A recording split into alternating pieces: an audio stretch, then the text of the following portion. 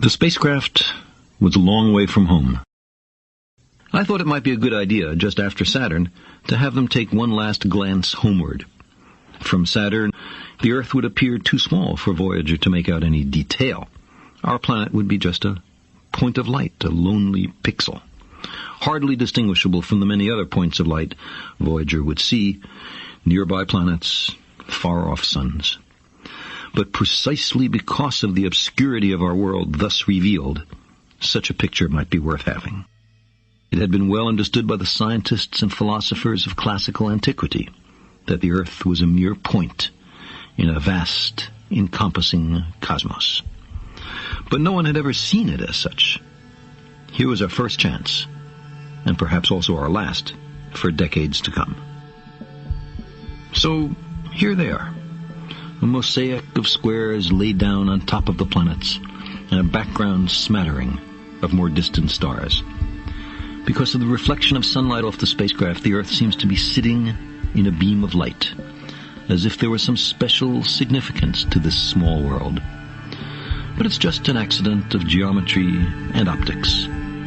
There is no sign of humans in this picture.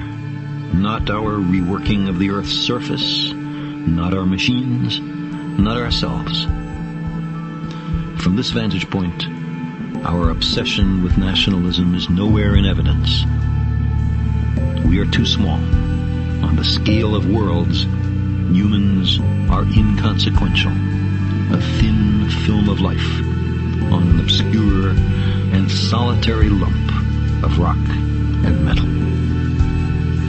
Consider again that dot. That's here. That's home. That's us.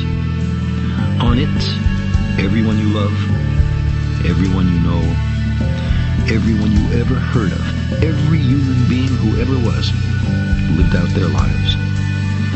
The aggregate of our joy and suffering. Thousands of confident religions, ideologies, and economic doctrines. Every hunter and forager, every hero and coward, every creator and destroyer of civilization.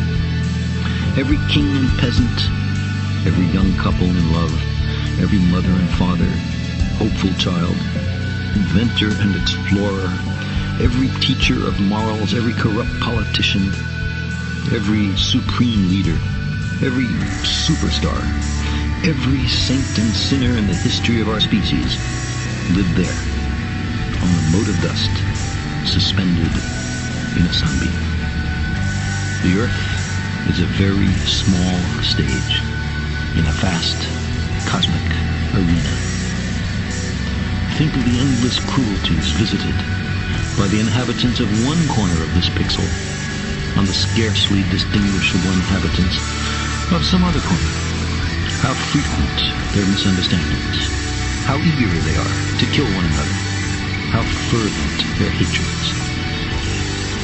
Think of the rivers of blood spilled by all those generals and emperors, so that in glory and triumph they could become the momentary masters of a fraction of a dot. Our posturings, our imagined self-importance, the delusion that we have some privileged position in the universe, are challenged by this point of pale light.